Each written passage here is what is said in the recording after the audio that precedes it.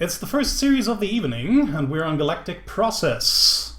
I think for the first time, because this is the third week, and now we're finally playing the new maps. Spawning to the bottom left in purple, it's the Zerg player from Invasion Esports, it's Anolia.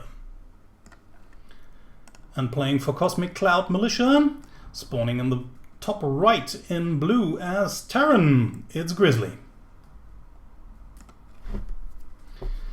So, let's see how these two ladies are going to open up the evening and what they are going to throw at each other. Grizzly, of course, just walling off her main ramp, but she's actually starting with a very early command center, even putting it down here, which is actually pretty risky, because you have to be careful. If your opponent just goes for an early cheesy build, this might cause a lot of problems to you, and you might actually just lose the game right there if you don't have the necessary skills to hold it, which is really, really difficult to do. Fortunately for Grizzly, Anolia just goes for a hatch first as well, and then into an extractor, and then she later on is going to build a spawning pool, which is actually kind of a very greedy opening, not really as greedy as you can get. You could even take a third base before everything, and if Anolia just knew, and now she knows, that her opponent really went command center first, she could have actually just waited with the spawning pool, throwing down a hatch right here, because without a barracks even finish, her opponent won't be able to put any pressure on her for about the next 2 minutes. So yeah, why not just take the chance and take a third base as well? But never mind, Anolia just decided to go for a spawning pool, so maybe she will be able to get speed quite quickly and then maybe put some pressure on her opponent.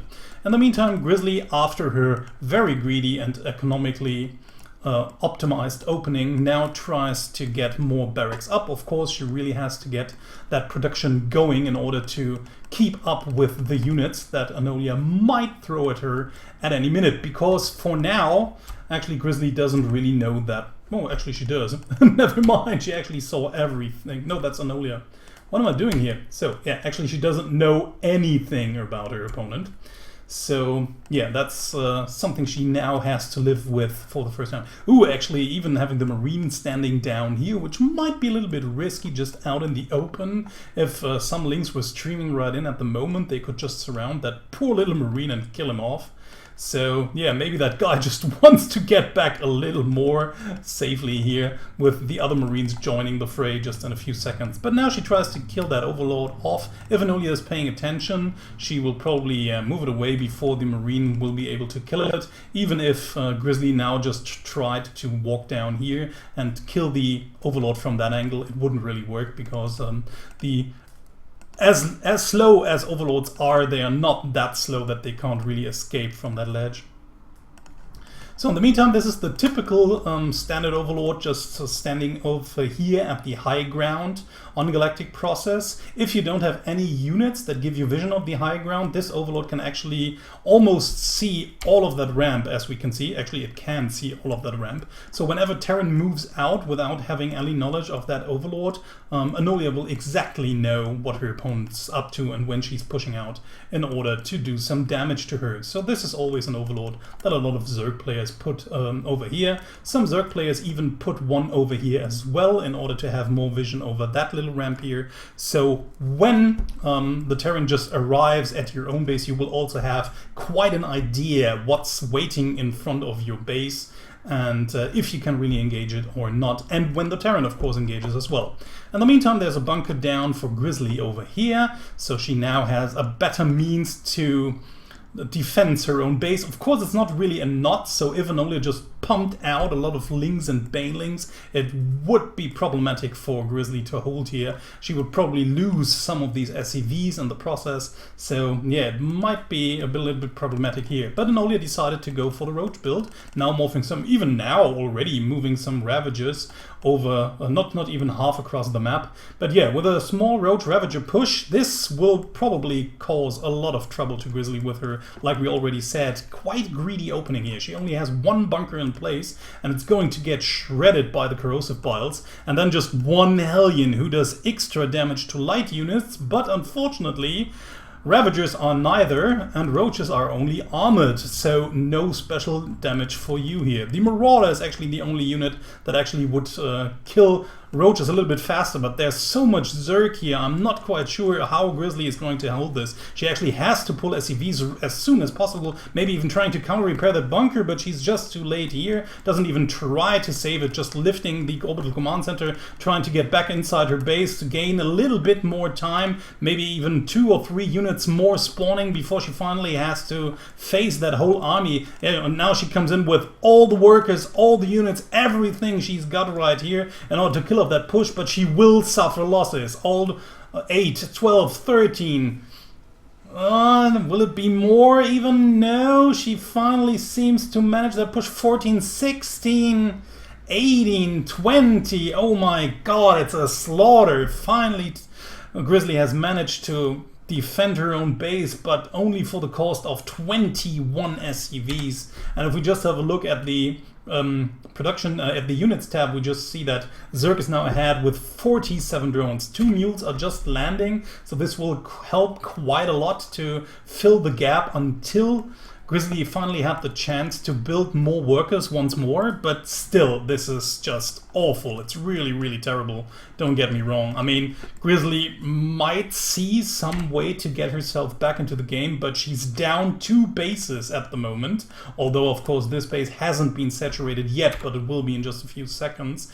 And Anolia is already preparing the next push, building 8 roaches, getting all the necessary upgrades. The only thing that might speak for Grizzly here is the upcoming starport. So if she manages to get out some banshees, maybe it might help her to defend once more, but everything else just won't suffice. I mean, we have a small troop of Marine Marauder moving across the map, which is actually quite risky to do so. But yeah, Grizzly just feels the need to make something happen right now because she already knows that she's far behind. And that's always a difficult position to be in. Do you try to attack now, already knowing that your opponent is probably expecting you, but you just can't sit back as well? So what are you gonna do? You just have to make something happen in some sort of way. But yeah, there's actually nothing she can really do. Just trying to retreat. But of course, it's best to at least try than not just do anything. As I said, you cannot just sit back at that moment. Your economy is in shambles, you're down 1 base, even your tech is not really that much better. I mean, of course, you have the starport, but Anolia already has her lair up as well. She doesn't have any tier 2 tech, like the Hydra Den or a Spire or something like that, or does she? Oh yeah, there's the Hydra Den at least. So yeah, it doesn't actually even matter. So even in tech, we're not really ahead. So no advantage to speak of for Grizzly. We're down in workers, we're down in supply, we're probably even down in army. No, army is this one. Yeah, we're even down in army supply, so nothing that speaks for us at the moment. So Grizzly would actually need a miracle, or just a few actually terrible engagements in order to come back into that game. In the meantime, Anolia just tries to tear down these rocks, which I might add look pretty cool, I think. And then she will just check for maybe a hidden third that would give Grizzly the chance to get back into the game eventually. So this is one of the risks that some Terrans just take, because they know, okay, I'm behind anyways. If the opponent decides to push me pretty quickly afterwards, I'm dead anyways, so I might as well just take the risk and try to get back into the game with a hidden third base over here, or even other hidden base wouldn't be able to take. Their overlords hanging all over. I think this overlord doesn't really see, or wouldn't really see, a base over here, but yeah, we'll see. So the first tank is finally out. That might help a little bit, but yeah, we have 2 bunkers, but they are wrongly placed because the army comes just from the wrong angle. It would have been better for Grizzly if the army tried to approach from here. Yeah, she already sees the amount of units. GG's out, and Anolia takes the first game. We're on our second map. It's Frozen Temple this time, and spawning to the bottom right. In purple it's Anolia, leading 1-0. And to the top left in blue we have our Terran Grizzly, who will probably not try to do a greedy opening again. So let's see what she's up to this time, after her supply depot has finally been built. Anolia just walking across. Frozen Temple, one of the maps from the old ladder pool, and still a map that often gets picked by players. A lot of players like the design of the map. There's an easy to take a natural base with actually quite a small opening here to defend, so that's always something a lot of players like. There's a wider third base where you have actually 3 angles to come into from, so this is actually a bit more difficult to defend. And then you have a quite near 4th base as well, so this map actually works for macro games as well as for rushes, because you have a very short rush distance from one base to the other. So yeah, we actually see both kinds of play. Sometimes even players just opt for early aggression and try to go into a macro game afterwards. So yeah, there's a lot of possibilities on this map, and I think that's why it's so favored amongst players and viewers and casters and actually everyone. There's actually a great catch already. Anolia just killing the first SCV, building the command center down here, and actually just Grizzly tried to do it once more. I just stated that she'd probably not try it again after losing the first game with this build, so she might want to take another one. But yeah, in this case she just tried to do it once more, and even has more problems maybe, because like I said, the first scouting drone already picking off the SCV over here, so already a small disadvantage for Grizzly over here. Not only that her opponent delayed the command center a little more, she even now knows what her opponent is up to, maybe even able to get the other SCV as well, so maybe even 2 SCVs at the beginning of the game, which would be huge, but yeah, it's probably getting away just barely, but it does. And yeah, I mean, what can Anolia really worry about? She already crushed Grizzly's build in the first game, so maybe she will just do the same thing as before, doing a quick Roach Ravager timing and destroying just everything that Grizzly has once more. We'll see if she just does the same thing again, or if she tries to crush this build in another way. Or if she just lays back and takes her own third base and macros up, trying to punish her later on. We'll just see what Anolia is going to do. In the meantime, she's just trying to position her overlords a bit more nicely around the Terran's base, maybe to get in later on in order to get some more information what her opponent is up to, but you can also use these overlords to spot incoming drops, because these are usual routes where drops normally fly out over that flank or even down here, so she already has overlords in position in order to spot those pesky drops. Of course, this overlord could just barely not see an incoming drop that would fly over here, but yeah, most of the time you'll just get a good scout about that. So Grizzly's still having her SCV down here. She really wants to know if her opponent goes for third base or not. Since it's already past 3 minutes, going close to the 4-minute mark, she should already know that her opponent is probably going for some sort of all-in, which will be this time a Ling Baning all-in, which is quite a nice and interesting choice. It seems as if Anolia just doesn't want to do the same thing again in order not to be so predictable, but actually she really could have done it, because her opponent just doesn't have the means to stop a Roach Ravager push either. But in this case it's only one small marine in one little bunker that's not even protected by other buildings, so Lynx can just easily surround it or just walk by, actually trying to get inside the main base, while the Banelings could just crush into that eco line and destroy it magnificently. So we'll see what Anolia is going to do micro-wise here. Okay, she actually really wants to kill off that bunker. Does so. It's only 2 Marines out here. We have more Banelings incoming. Lynx streaming inside the base. And it's GG again. There they are, not even exploding. Too bad for us, but Anolia takes the second game as well.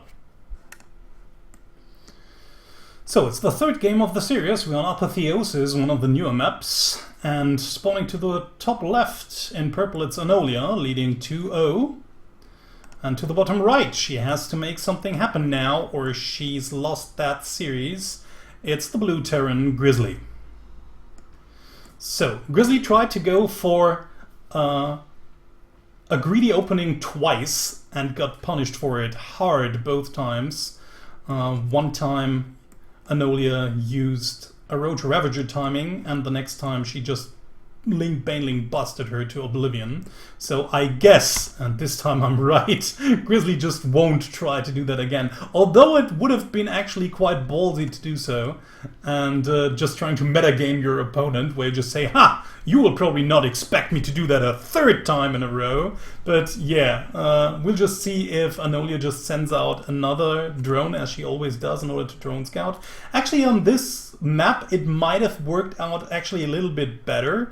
She really does. So Anolia actually drone scouts all of the time. So whenever you face Anolia, be prepared to be drone. No, she doesn't. She actually goes for the out for the gold hatchery, so for the gold base. Yeah, that was actually something I wanted to talk about during the next few seconds while nothing is really happening on screen. And since this is a new map, we could just talk about the map specifics, while Grizzly is probably going to take another base down here, but this time after having built the barracks and with a Reaper already in production, so she will probably be able to defend this time a little bit better than the first few times. But yeah, as I said already, Apotheosis, one of the new maps in the ladder pool, it's a very long, drawn-out map, so it might look pretty small on paper, but actually the way you have to go in order to get to your opponent is very, very, very long. So you have to take a lot of way, or you have to just walk a lot of way before you can finally reach your opponent's base. There are of course a lot of ways around the usual passes that you can go in order to surprise your opponent as well. So like this pass that the Reaper now is going actually, and just come in from the left angle, or even from the right one if your opponent takes the third base over here. Another specialty of this map is of course the gold base that is very close and very easy to take for actually both players. Of course there's a very open, a wide open, well you cannot even call it a choke, that you have to defend. So if your opponent just scouts your gold base early on and masses a lot of units, holding this gold base might become a bit problematic. And of course there are also ledges down here that, for example, a Terran could exploit easily with tank drops and then just firing at these gold base minerals and the workers that are mining from them. So this could be a little bit problematic. But since it's a new map, of course a lot of players just have still some difficulties knowing what's headed their way. This is always the problem with new maps in the ladder pool. I mean, once you've played them for like a month, you actually know everything that could come your way. But since they're new, you always could be caught off guard because you just haven't seen that sort of push or that sort of play being abused by the other player. So always some fun and new things that we can expect. So Grizzly just walking in with a Reaper, actually a second Reaper I already think, just getting some more information, sees the Roadrunner right away, so actually knows what she's going to face. Third hatchery finally in the build. In the meantime, Grizzly tries to secure her own entrance to her natural base with a few depots, a bunker, and a mine over here, which is actually quite good. Oh, where's the mine actually going? Maybe she wants to sneak it all the way into the gold base and then just burrow the mine down here. It seems as if she wants to, but the mine gets caught by the first few roaches that just waddle across the map in order to make Grizzly sweat a little bit. She already has some SCVs in position, so she will probably be able to infinitely repair this bunkers. So this is actually maybe a bad trade for Anolia, but of course she tries to make the best out of the position, just killing all best of the attack. I mean, just trying to kill all the repairing SCVs, which is already a lot of damage done, and then just retreating. Well, losing 2 roaches in the process, I think. That's just the units lost tab. I think there it is. 4 roaches already lost. Okay, in the meantime we have the Liberator on its way, probably trying to siege at the gold base, and that could actually cause some trouble here. Because there's no Spore Crawler down here and only 1 queen. So yeah, this might actually prove pretty useful. It depends on whether Grizzly is abusing this ledge over here or not. We'll see whether she does. It seems as if she rather wants to get into the natural base, which I find a little bit awkward, since she already knows. Does she know? I think she does know.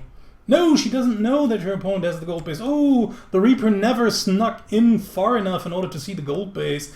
She just used that Reaper stair here over here in order to get into the main base. But she never actually saw the gold base. Maybe she's just not aware that there is a gold base that the Zerg might have taken. Yeah, probably not. Because otherwise it just doesn't make sense. This would have been a way better target to get the Liberator to. Now the Spore Crawler is being built, and in just a few seconds this base will be rather safe. So in the meantime, Anolia has an Overlord hanging over here, so she will always see other drop. Well, she didn't actually see the first Liberator as well, because Grizzly just flew over that little lane over here where the Overlord didn't have any vision. So yeah, as you can see, it's not it's always a good thing to spread your Overlords, but they won't guarantee you perfect vision over everything that's happening on the map. So in the meantime, we have the Spire almost done for Anolia.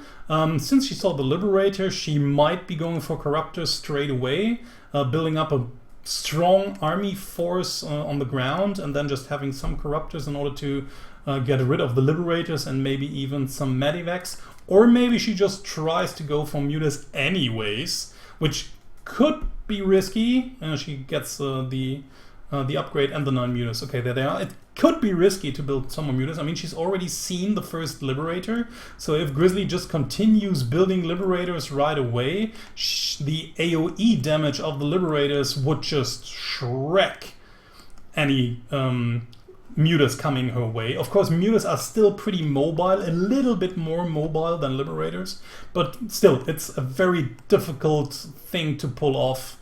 Once the Terran just forces you to take a head-on engagement, your Mutas will just be obliterated in a matter of seconds.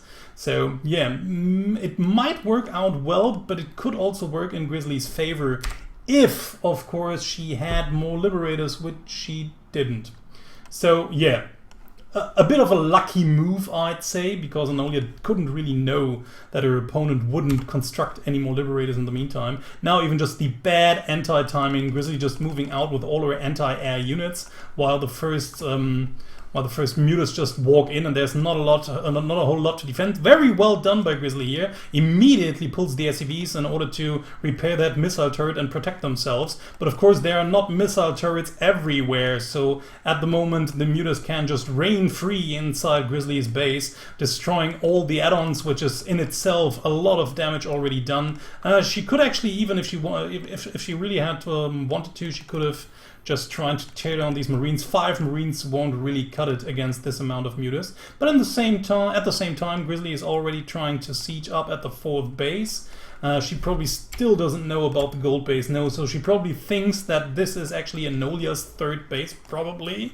So she might think herself in a better position than she actually is. So just moving in with most of the Marines and biomass without the tank. I don't actually like it. I think she should have really got that tank with the medivac and pulled it over here. Her position would be so much better right now. Now her army is pretty low already. It's only 1 medivac trying to heal the units, but of course she's killing off quite a few drones over here, 18 already, but the problem is that she just won't stand up against all those Mutas since her own units are pretty low and there's only 1 medivac to heal. Medivac gets shot down, all the other units die as well. Tank is lucky because the units just don't see it. Yeah, and this is actually the biggest problem right now. 10 more Mutas in the making. We already have 17 flying across the map and not really that much anti-air in Grizzly's base. So there's at least the main army, which would put up a fight at least against a lot of Mutas. I mean, you always have to be careful, even if it doesn't. Oh no, the anti-timing once more. Grizzly just loaded everything inside her medivac, so once the Mutas come in, not all of the Marines are out already. But yeah, like I said, you never underestimate a bunch of stimmed Marines, even if it looks as if there aren't that many.